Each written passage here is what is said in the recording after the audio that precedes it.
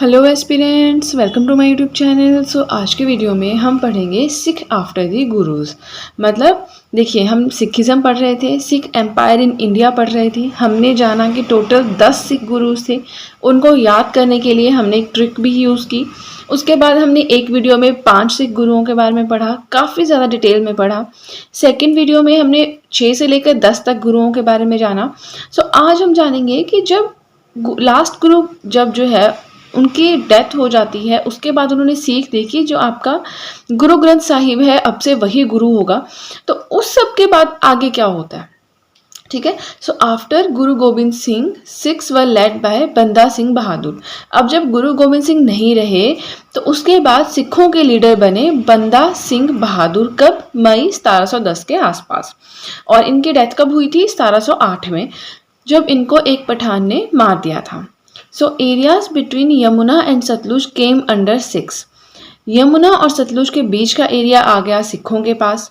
Capital बना दी इन्होंने Lohgarh. Mughal ruler जो थे Farrukhsiyar captured him and hanged him.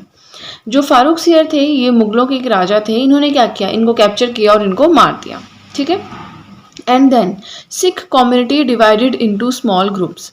उसके बाद जो पूरी की पूरी सिख कम्युनिटी थी ये डिवाइड हो गई छोटे छोटे ग्रुप्स में, जिसे कहा जाने लगा जट्ठा, राइट।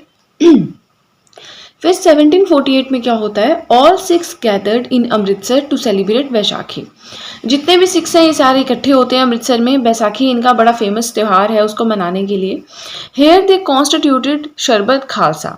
अब देखिए, ये ना एक कहानी की तरह, आप एक बार सारा पढ़ लेंगे ना, उसके बाद आपको खुद ही ध्यान में रहेगा। बस आपको स्टार्टिंग वाले याद रहना चाहिए कि जब गुरु गोविंद सिंह नहीं रहे उसके बाद कौन बना लीडर?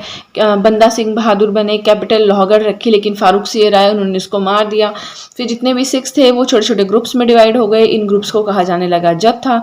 फिर 1748 में क्या होता है? वैशाखी का त्यौहार मनाना था। जितने भी सिख थे वो सारे अमृतसर में इकट्ठे हुए। वहां पर उन्होंने एक नई सी ऑर्गेनाइजेशन टाइप बना दी, जिसे कह दिया शरबत खालसा, यानी कि जनरल असेंबली ऑफ सिख्स, जहाँ पे वो सारे इश्यूज अपने उनके बारे में बात करेंगे। एम क्या था? To fight against Mughals. अब मुगलों का बड़ा प्रभाव बढ़ रहा था, उनके अगेंस्ट लड़ाई लड़नी है, कैसे लड़ेंगे उसके लिए यहाँ पे डिस्कशन की जाती थी। फिर उसके बाद दल खालसा बना। दल खालसा में क्या क्या था? एक खालसा पंथ था प्लस शरबत खालसा थे, इनको मिलकर दल खालसा बना। अब जो दल खालसा थे इसके फाउंडर कौन थे? कपूर सिंह थे। कमांडर कौन थे? सरदार जस्सा सिंह आलूवालिया थे, ठीक है। यहाँ पे ऊपर पहले फारूक सियर तक एक कहानी खत्म होती है, यहाँ पे जस्सा सिंह आलूवालिया पे दूसरा एक तरह से कहानियां सब टॉपिक खत्म होता है। फिर तीसरा आता है मिसल्स का टॉपिक कि मिसलें क्या होती हैं। तो 11 मिसल ऑफ सिक्स वर मेड। सिखों की 11 मिसलें बनाई गई। मिसल जो है एक अरेबिक वर्ड है जिसका मतलब होता है इक्वल। मिसल होता है एक ग्रुप बना दिया गया, ठीक है। So each misl has 65 fighters. हर एक मिसल में 65 फाइटर्स होते थे, योद्धा होते थे। इनका हेड जो है एक सरदार होता था, right. These micelles were part of दल खालसा, और ये दल खालसा का ही पार्ट होती थी। हमने बात की 11 मिसलों की, लेकिन टोटल 12 मिसलें थी। जो 12वीं मिसल थी, जिसे फुल्किया मिसल कहते हैं, वॉज नॉट इन दल खालसा, वो दल खालसा में नहीं थी।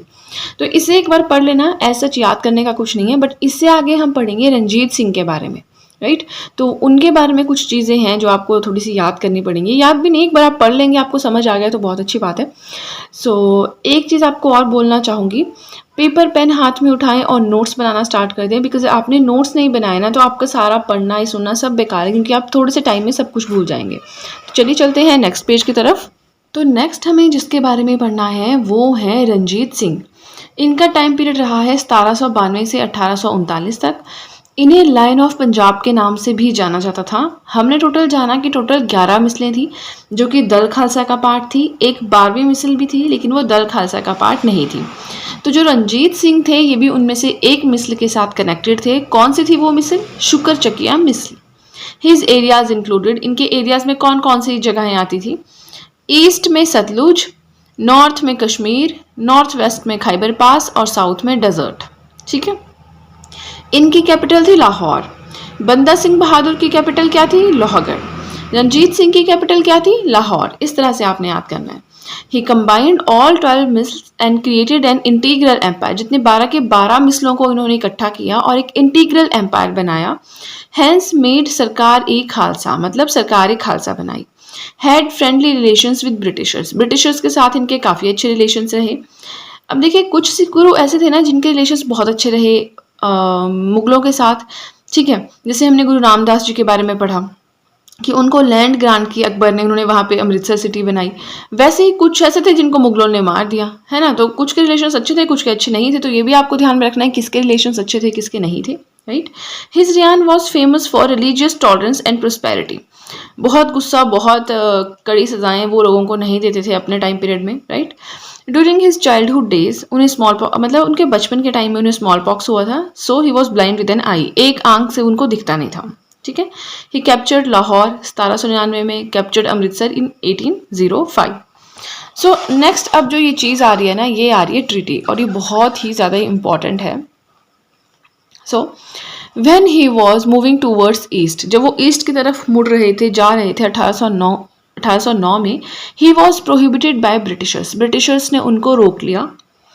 And he was compelled to sign, और उन्हें कंपेल किया गया कि वो साइन करें ट्रीटी ऑफ अमृतसर। कब? 1809 में। ट्रीटी ऑफ अमृतसर क्या थी हम ये भी जानेंगे, बट पहले ये जान लेते हैं कि किसके साथ इन्होंने साइन की, कौन था उस टाइम जो है हेड था, ठीक है। तो लॉर्ड मेटकाल्फ थे, गवर्नर जनरल की बात करें तो मिंटो वन थे, ठीक है। अंडर दिस ट्रीटी, अब इस संधि के अंदर क्या हुआ, Sutlej in the east was made a boundary line for Sikhs. अब सिखों को कहा गया कि सतलुज जो ईस्ट में है वहीं तक आपका एरिया है, उससे आगे आप नहीं आएंगे, ठीक है। His army included Hindus plus Muslims well representation. इनकी आर्मी में ऐसा नहीं था कि ये खुद सिख हैं तो सिर्फ सिखों को ही वहाँ पे मिलेगी जगह, चाहे हिंदू है या मुस्लिम है उनको सबको इक्वल रिप्रेजेंटेशन मिलती थी। जो अच्छा काम करता था उनको जॉब वहाँ पे मिल जाती थी आर्मी में। Later got Kohinoor diamond by Shuja Shah Durrani of Afghanistan. जो शुजा शाह दुरानी थी अफगानिस्तान के, उन्होंने इन्हें कोहिनूर डायमंड दिया था। और लास्ट लेगेसी इनकी थी gold beautification of Harmandir Singh. जो गोल्डन टेम्पल है वहाँ पे जो गोल्ड की ब्यूटिफिकेशन की गई है वो रंजीत सिंह के द्वारा की गई है। नाउ ये भी बड़ा इंपॉर्टेंट पॉइंट है। Sikh empire was merged with British empire in 1849। अब सिखों का एम्पायर ब्रिटिशर्स के साथ कब मर्ज किया गया? 1849 में मर्ज किया गया। जिस टाइम मर्ज किया गया उस टाइम हेड ऑफ सिक्स कौन थे? दलीप सिंह थे, ठीक है। तो आज की वीडियो के लिए इतना ही। मैंने कहा था आपको काफ़ी शॉर्ट वीडियो होगी, तो काफ़ी शॉर्ट था, थोड़ा सा ही कंटेंट था पढ़ने के लिए, 2 ही पेज थे, हमने बड़े आसानी से पढ़ लिए। सो आज की वीडियो के लिए इतना ही। मुझे कमेंट सेक्शन में ज़रूर बताएं आपको वीडियो कैसी लगी। इसी के साथ आपको एक चीज़ और बताना चाहूँगी, अभी तक मैंने पॉलिटी के hand written notes, national movement के हैंड रिटन नोट्स और इंटरनेशनल ऑर्गेनाइजेशन के नोट्स की वीडियोस अपलोड कर दी है। लिंक डिस्क्रिप्शन बॉक्स में दे दिया है, आप चाहें तो वहाँ पे जाके देख सकते हैं। और सभी हैंड रिटन नोट्स की फॉर्म में हैं, तो आप उन वीडियोज़ की हेल्प ले सकते हैं अपने नोट्स मेकिंग में। प्लस राइट नाउ हम इंडियन ज्योग्राफी और मिडिवल हिस्ट्री इन 2 सब्जेक्ट्स को साइमल्टेनियसली कवर कर रहे हैं। तो मेरा थोड़ा ये एक टारगेट था कि मैं मिडिवल हिस्ट्री को जल्दी से जल्दी कंप्लीट कर सकूं। तो होप सो जल्दी हो जाएगी, क्योंकि हमने काफ़ी कुछ पढ़ लिया है। अब ये हमारा लास्ट टॉपिक था सिखिज़्म का। इसके बाद हम मुगलों के बारे में पढ़ेंगे और 1-2 वीडियोज़ मराठा की बनेगी एंड दैट्स इट। बट मुगलों वाला टॉपिक थोड़ा लंबा है, वीडियोस उनकी लंबी लंबी भी हो सकती है। मैं कोशिश करूंगी कि एक वीडियो में एक ही रूलर को बहुत अच्छे से एक्सप्लेन करूं, उनके बारे में जितना भी कंटेंट है सब कुछ एक्सप्लेन करूं। सो फ्रेंड्स, आज की वीडियो के लिए इतना ही। अगर आपको वीडियो अच्छी लगी है तो आपको अच्छे से पता है क्या करना है, जल्दी से कर दीजिए चैनल को सब्सक्राइब, बेल आइकन को कीजिए प्रेस, सो दैट मैं जैसे कोई वीडियो अपलोड करूँ सबसे पहले नोटिफिकेशन आपके पास पहुँचे। So that's it and see you soon.